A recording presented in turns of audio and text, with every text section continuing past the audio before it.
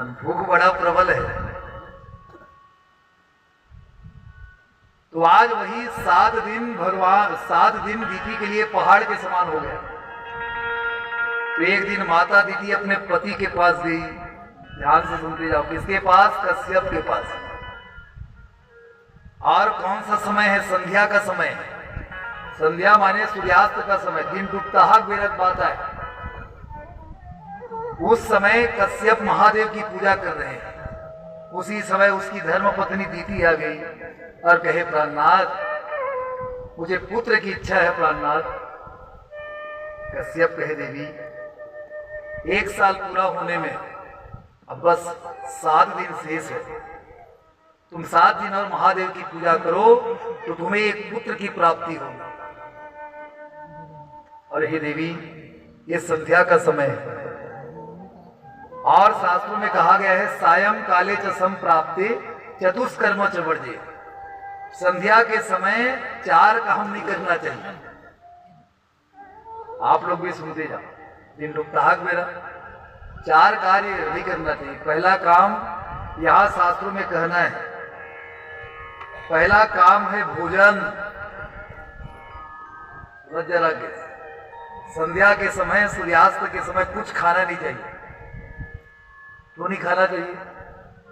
क्योंकि आहारे भोजनम व्याधि। संध्या के समय भोजन करने से, संध्या के समय कुछ खाने से शरीर में रोग की उत्पत्ति होती है।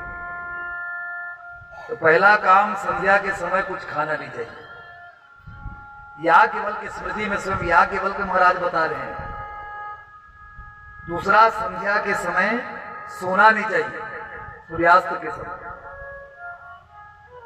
क्यों नहीं सोना चाहिए? संध्या के समय, संध्या के समय सोने से माता लक्ष्मी रुष्ट हो जाती है और घर को छोड़ करके बाहर निकल जाती है। तो लक्ष्मी को अगर प्रसन्न रखना है सभी माताओं से, भाइयों से निकल, सूर्यास्त के समय सोना नहीं चाहिए। अगर शरीर अस्वस्थ हो अलग बात है, अगर कुछ रोग आ जाए, तबीयत खराब हो जाए, उस समय आप विश्राम कर लो। लेकिन शरीर अगर स्वस्थ है तो संध्या के समय सोना नहीं चाहिए। तीसरा कार्य बताए हैं स्वाध्याय। संध्या के समय पढ़ना नहीं चाहिए।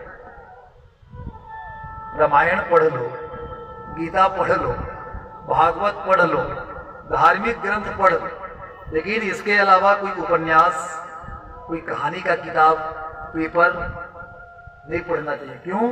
क्योंकि स्वाध्याय मरणम ध्रुवम।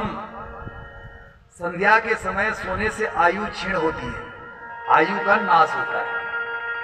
और चौथा काम है संध्या के समय काम भोग। इसे भी निषेध माना गया है। क्योंकि मैथुने दुष्ट संतति। संध्या के समय काम भोग से दुष्ट संतान की उत्पत्ति होती है। इसी बात को कश्यप समझा रहे कि हे दीदी, ये संध्या का समय है, मेरी बात मान जाओ। लेकिन कहते हैं ना, तुम लाख करो चतुराई। आदमी कितना भी चतुराई कर ले राकेश भाई, लेकिन जो भाग्य में लिखा है वो मिटने वाला नहीं है, सावधान। तुम लाख करो चतुराई, करम का रेख मिटे नर भाई। करम का रेख मिटे नर भाई। बार बार समझा रहे कश्यप, लेकिन दीदी कहां समझ रही है। कहते हैं विनाश काले विपरीत बुद्धि। इसी समय कश्यप रति दान दिए और कश्यप बता दिए, कहे कि हे दीदी, तुम्हें पुत्र की प्राप्ति होगी तो बेटा पावे। एक जन नहीं बल्कि 2 जन बेटा पावे, जुड़वा का। लेकिन वो बेटा कैसा होगा? महापापी होगा। अब रो रही है माता दीदी। अब का मतलब? का वर्षा जब कृषि सुखाने और समय चूकी पुण्य क्या पछताने। अब फसल बर्बाद हो गया, रज रज पानी गिरत है, तो कोई मतलब है क्या? बताओ। तभी गोस्वामी जी कहते हैं, का वर्षा जब कृषि सुखाने और समय चूकी पुण्य क्या पछताने। आछे दिन पाछे गया, किया न हरि से हेत, अब पछताए होत का जब चिड़िया चुग गई घेर। रो रही है माता दीदी। तो कश्यप कहे दीदी तुम रोना बंद करो, तुम्हारे द्वारा 1 साल भगवान शंकर का पूजन हुआ है और शिव पूजन कभी निष्फल नहीं हो सकता। कहे देवी भले ही हमारा पुत्र पापी होगा लेकिन हमारा जो नाती होगा वो भगवान का परम भक्त होगा। प्रेम से बोलो वृंदावन बिहारी लाल की। और इसके नाती कौन है? हाँ, भक्त प्रहलाद। तो भले ही हमारा पुत्र पापी होगा लेकिन जो हमारे नाती होगा वो भगवान का परम भक्त होगा। ये किसकी महिमा है? तो ये भगवान शंकर के पूजन की महिमा है। प्रेम से बोलो शंकर भगवान की जय।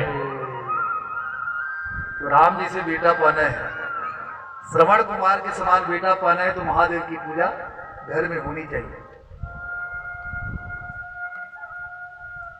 समय बीतता गया, गर्भवती हो गई माता दीदी। और इसके गर्भ में कौन है? हिरणाक्ष और हिरण्यकशिपु। 1 महीना, 2 महीना, 5 महीना, 1 साल हो गए लेकिन हिरणाक्ष हिरण्यकशिपु अपने माता के गर्भ से बाहर 2 साल, 5 साल, 10 साल, 20 साल। तो कृष्णा ले गए राकेश। तो कृष्णा महतारी। तो भगवान की कथा ना बड़ा विचित्र हो। जो समझ में आए वो है चित्र और जो समझ में ना आए वो है विचित्र। और भगवान की कथा एकदम चिवित्र। इसे कौन समझ सकता है बताओ? भगवान के चरित्र को समझना और वाणी के द्वारा समझाना ये बड़ा कठिन है। कहीं इसे बात हमें ना बोला तो वाणी समझा नहीं सके। जैसे मिश्री, शक्कर, कैसे लागते? शक्कर है मीठा। अब कोई पूछ दी कतका मीठा, उसकी कोई डिग्री है क्या बता? जब तक तो बोला नहीं खावे तब तक स्वाद नहीं पात जी। जैसे हवा है कि नहीं है हवा, लेकिन दिखाई कहां दे रही? तो हम श्वास ले रहे हैं, मतलब इसका मतलब है हवा है। तो कई ऐसी वस्तु है जिसको समझाना भी कठिन। ये तो अनुभव की वस्तु है। अब किसी को अगर प्यास लगी हो और उसके सामने बस कहो पानी पानी पानी, पानी का फार्मूला बना बताओ H2O। तो फार्मूला बताने से केवल पानी पानी कहने मात्र से ही प्यास बुझेगी क्या बता? जब तक आप उस पानी को नहीं पियोगे तब तक प्यास की निवृत्ति नहीं होगी। भूख लगी है, जब तक आप भोजन नहीं करोगे तब तक आपको तृप्ति मिलेगी क्या? तो भगवान के चरित्र को समझना भी बड़ा कठिन और वाणी के द्वारा समझाना भी बड़ा कठिन। तो अपने माता के गर्भ में दोनों कितने साल तक रहे? 100 साल तक। और देखो इसमें आश्चर्य नहीं करना चाहिए। सतयुग में प्राण किसमें था हम बताएं? हड्डी में। त्रेता में किसमें था प्राण? रक्त में। द्वापर में किसमें था प्राण? मांस में। लेकिन कलयुग में किसमें है प्राण? अन्न में। अन्न मुख प्राण भोजन में। प्रेम से बोलो अन्नपूर्णा माता की जय। तो आज देवता सब घबरा गए। कृष्णा ले गए भैया जिन 100 साल अपने माता के गर्भ में विश्राम कर रहे हैं। सब देवता घबरा करके गए किसके पास? ब्रह्मा जी के पास। और कहे कि हे ब्रह्मा जी आप बताइए ये कौन है दोनों बालक? तो ब्रह्मा जी तो त्रिकालज्ञ है, तीनों काल के बाद जानने वाला। ब्रह्मा जी बता दिए, कहे कि हे देवताओं ये कौन है? द्वारपाल हरि के प्रिय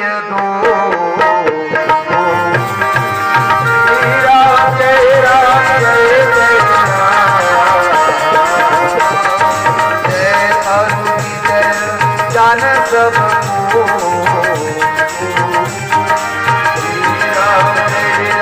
जय जय मुकुट ना भय हसे भगवान जय राम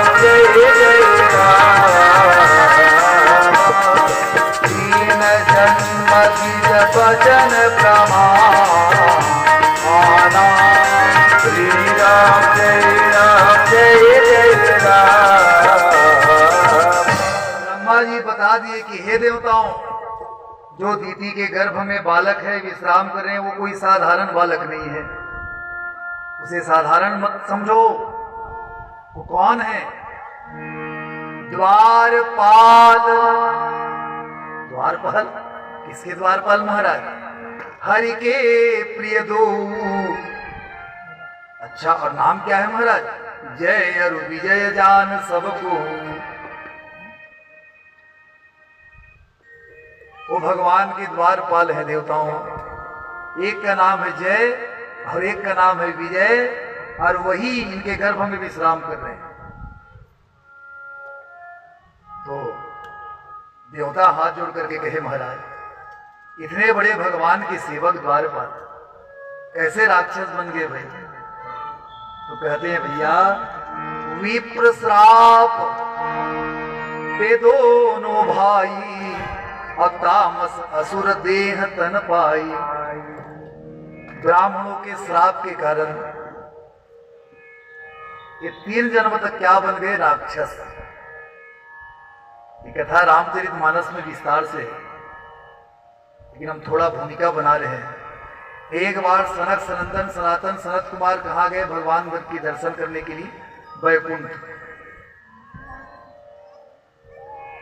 तो उसी समय भगवान शयन कर रहे हैं और द्वारपाल में खड़े हैं कौन? जय और विजय, डंडा लेके, लेफ्ट राइट होशियार खबरदार। इसी समय सनक सनंदन आ गए चारों भाई और कहे, जय विजय, अरे बेटा जय विजय, रास्ता छोड़ो, हमें भगवान का दर्शन करना है।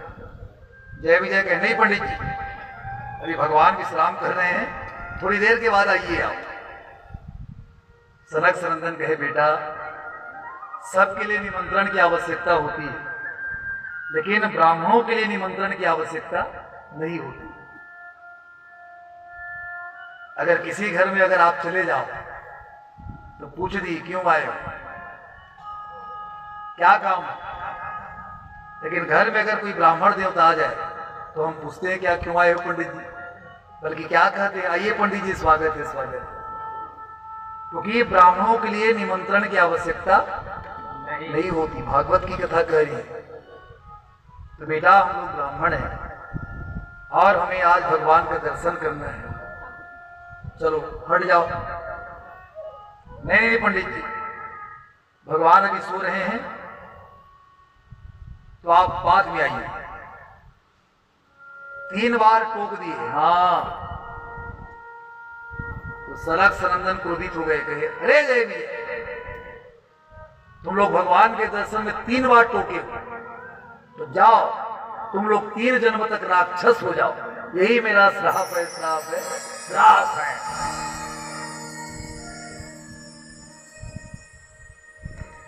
उसी समय भगवान दौड़ते दौड़ते आ गए। हाँ, और आज ब्राह्मण देवता के चरण को पकड़ लिए। सनक सनंदन रोने लगे, कहे, प्रभु हमन फालतू फालतू तो द्वारपाल श्राप दे दिन कहा। भगवान कहे, महाराज जी आप चिंता मत करिए, मम इच्छा का दीन दयाला, अहू मोर इच्छा रही। अब आप विचार करो, जो ब्राह्मण देवता का सम्मान स्वयं जगन्नाथ करते हैं तो नौकर अपमान करेंगे क्या बता। लेकिन द्वारपालों के द्वारा भगवान, ये ब्राह्मणों का अपमान हुआ, ये भी प्रश्न है। और देखो संत किसे कहते, जो सब में राम का दर्शन